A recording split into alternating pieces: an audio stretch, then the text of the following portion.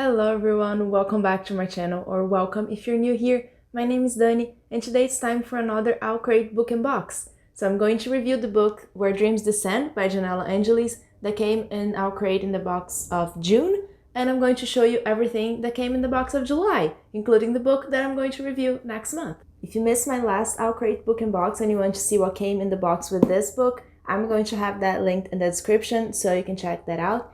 But let's start talking about this one. Where Dreams Descend, as you can imagine, is a YA fantasy, and the focus of the story is on Kalia. She is a performer, she's a star, and in the beginning of the book, she's performing in this club where she has always performed her whole life, where she drops down from a chandelier, just like this image here. Just imagine Moulin Rouge sateen coming down from the chandelier, exactly those kind of vibes, and that's where she performs and that's what she does, but she also can do magic. So in this world, there are people who are born with magic and who learn magic, although that's never explained. And she has always been happy doing this, but she starts to question what's outside of this club because she's never seen anything outside of this club. And she wants to go to this other city called Glorian, where she heard that there's going to be a magic competition. She's like, I'm really good at this, I could win. But her master, Jack, he says that she can't go, that bad things are gonna happen if she goes,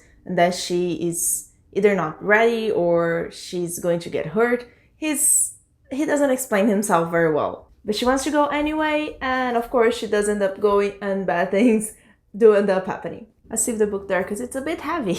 So the whole point, the whole idea of this book is about the atmosphere and its dark and mysterious vibe. You can feel like she's in a place that's really cold and that she doesn't understand very well, that there's secrets everywhere. And that's a really cool atmosphere for this book. It has been compared a little bit as well with Phantom of the Opera, because Kalia also has a type of phantom that talks in her ear when no one's around. And she doesn't know what's right, she doesn't know what to believe.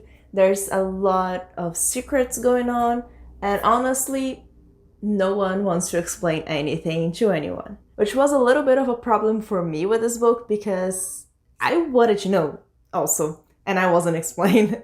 If you heard me talking about Stranger Dreamer before, you know that the issue that I had with that book, I never finished it, but I didn't officially DNF it. I want to go back to it, but the issue that I had was that I felt like it was outside the story, just watching something that I didn't have all the details, and I felt so detached from it that I didn't care.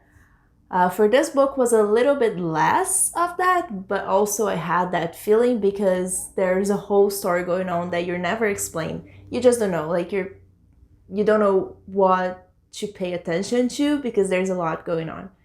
And in that subject, this book does have a lot of items and symbols and things related to the magic or to the competition or to the city Glorian or to the characters. There's just a lot of small things that are not connected and are not talked too much about. Although we do get a feeling that in the second book, a lot of these things are going to be better explained. But as an example, there's a cursed forest that surrounds Glorian, and a lot of people talks about how it's cursed and how you shouldn't go there, but we don't really see a lot of why it's cursed, what's there, and what happened to people who went through these woods. Like I already mentioned, the magic system is very, very loose. It has no type of rule, no explanation for anything. I don't really know what they can and can't do, because they can do tricks like their hands and just like making things float and illusions that they can create things out of thin air, but they can also mess with people's minds, and that's again not none of the magic is explained. You have to just go in for the ride and just appreciate the atmosphere without worrying too much about the magic. I am someone who likes when the magic system is more explained and when it makes more sense, especially when it's grounded on something more physical, but that's not the case for this book. One thing that I questioned a lot in this story, it's not necessarily that made the book good or bad, it's just that there's this magic competition, right? So these magicians who can actually do real magic, they are competing to see who can be better, who is better at magic. For me, the whole reason why when you go to a magic show, like in our real life, when you go to a magic show and the magician does something that you can't explain, the reason why that's exciting is because you know that there is a physical, a real world explanation to it. You just cannot figure it out. And that's why it's like, it's magical. But for this, in this world, they can actually do magic. So when they make objects levitate, you're not thinking, oh my god, where is the string? How did they do it? It's you know that it's actually magic, that they can just point a finger and make the thing levitate. So I don't know why that's exciting. So like, the reason why a magic show for us is exciting is because magic doesn't exist. And if magic did exist, then it wouldn't make it exciting anymore. So I felt a little bit conflicted in that part there. Not saying that that it's the fault of the book or anything. It's just things that I was thinking as I was reading it. That being said, when Kalia is performing, I would love to see that. That's spectacular. And talking about Kalia, she's one of my favorite female protagonists that I've read in a long time. She's okay, she's like the strongest, she's best at everything, and she's the girl who grew up in a confined space and she wants to see the world. We've seen a lot of that before. That's not new. I'm not saying it's bad, just it's not unique. But she knows how good she is, and she doesn't take crap from anyone. When someone compliments her, she's like, yes, I'm awesome, and I know it, because she really is. And I love seeing that in her. She's ambitious, and she's not embarrassed, not afraid to be great at what she does. And I think that's a great inspiration for a lot of women who feel like they have to apologize for being great at something. That should never be the case. And she's a great inspiration for that because she knows that she's good. I think a lot of what this book focuses on is the city, is Glorian. We can see that it's kind of, as the city has its own soul, its own spirit, but I wanted to see more of that. I didn't get enough from this book as I was expecting, as I was reading it to the end. I think it was very long for not having enough answers. And I felt a little bit like I did with Criers' War, that I think the idea is amazing, but it should either have been a standalone, or for me, I would have liked it more if I waited for the sequel to read back to back, because I left wanting so much more from this world. And I'm not sure if I want to pick up the sequel. I'm curious to see what happens, but at the same time, I already got a lot of this world, you know? So I don't know. We'll see when it comes out. Maybe, but if it's as long as this book or even longer, I don't know if it's going to be something that I will want to read. The rating that I gave this book was 3.5, leaning towards 3 stars, because, like I said, I felt it lacked the magic system for me. It lacked the world building of the city. I didn't understand very well what the city was trying to do. Also, the side character, I loved Kalia a lot, but the side characters lacked a lot of development for me. Her best friend, she meets him and then just like insta friendship with a guy that she just met randomly on the streets, and they're best friends and trust each other so much. And we have no backstory on him. We have no story or backstory. We have no motivations for him. He's just there to do what she does when she needs it, like when the other characters needs it. Otherwise, he's not very important. The other women in this book are also less important because magic in this world is more for men. So the other women that do some types of magic, they're not as important in the plot, although they do show up and we have some really cool characters. We just don't see them developed as much. There is a character that appears more towards the end that I really love. I'm not gonna say who she is, but it's a woman that I think she has great potential for the second book. I would read to see how she is developed and what happens to her.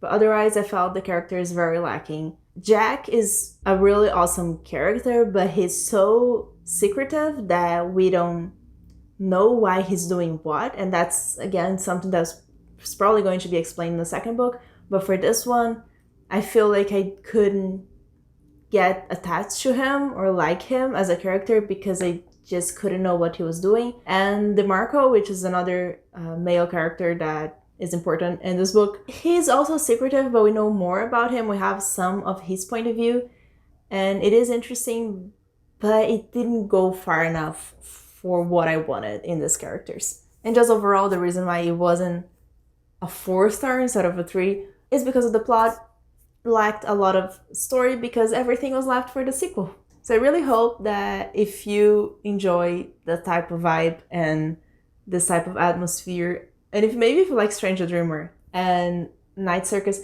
although this is so much better than Night Circus. But if you like this type of book, give it a shot, because I think a lot of people were going to like it more than me, and I think the sequel is going to be much, much better. Now let's go to the box part of Owlcrate Book and Box with the box that came in July. Actually, I think it arrived in August, but it's the July box, and the theme was A Date with Destiny, just Date with Destiny, and it was one of my favorite boxes that I've ever received in Owlcrate. I loved pretty much all of the items. Maybe all of them. We'll go through them and I'll talk about them. So the first thing that we received was the next Harry Potter mug from the series that they do with Kara Kuzik. She's the artist, and she does some amazing art.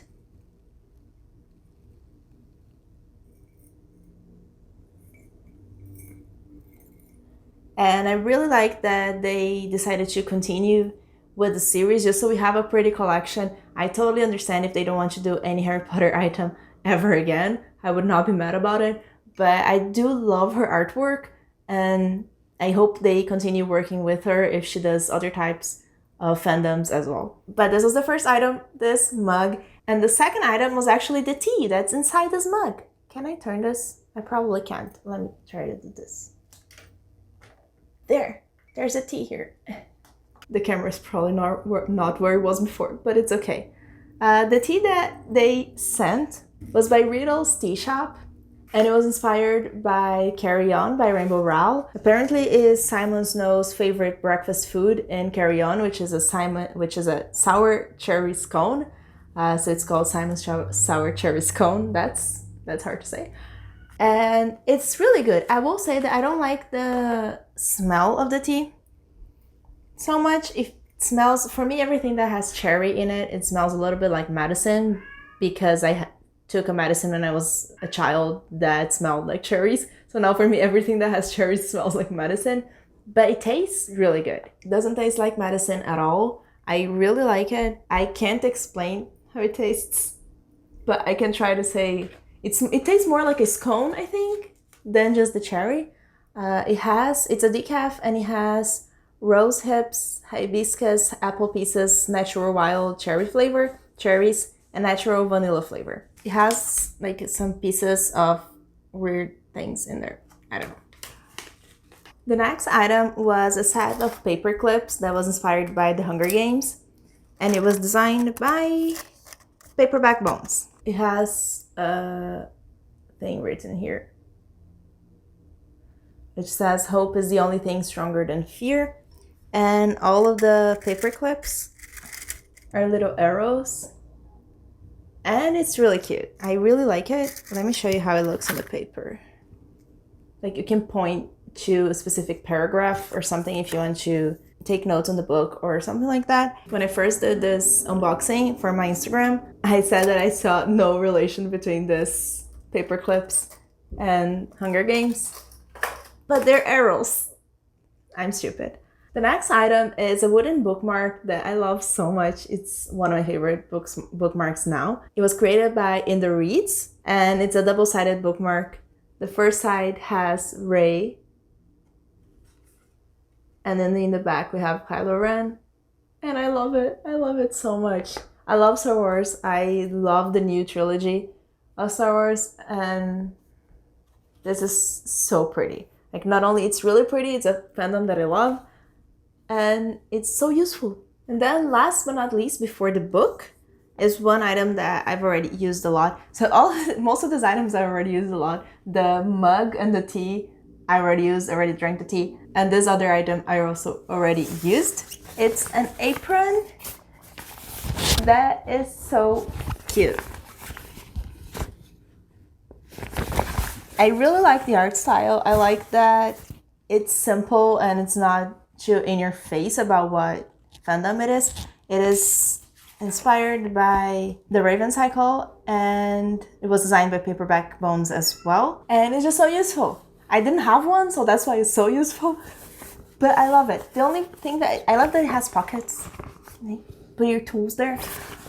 The only thing that I didn't love about this is that it's not fabric, it's like type of plastic, which makes sense. It won't get as dirty as easily, but it doesn't feel as good when you're wearing it. But it was one of my favorite items that they ever sent. And finally, we have the book, which is Goddess in the Machine by Laura Beth Johnson. This is a sci-fi about a girl who goes on cryogenic sleep and she's supposed to be woken up in 100 years, but something goes wrong and she ends up in a different unknown planet after 1,000 years. And I love the premise. I love this edition so much. We have the author letter here, and it's purple with this thing on the cover, and all silver, and then the edges are golden. When I showed One Crier's Moon, which was my first Owlcrate book in box, I said that I didn't know what color they were trying to do with this because it's not gold.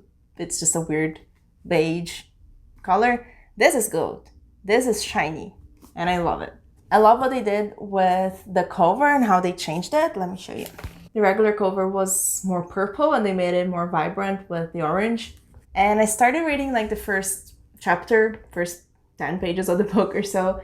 And I'm very excited. I'm loving it a lot. So do subscribe if you want to see my review for this book because it will come out next month for sure. I want to read this very soon. A few seconds in the future here just to say that I forgot to show you the pin that came in the box, and it was this one. It was also one of my favorite pins that they've ever sent. I love it when it goes like all the way and it's not something contained on itself, you know. So yeah, that was the pin. And what we know about the August box is the theme is called Written in the Stars, and it's going to come with a book sleeve. So they always send this stuff to say what's going to come next.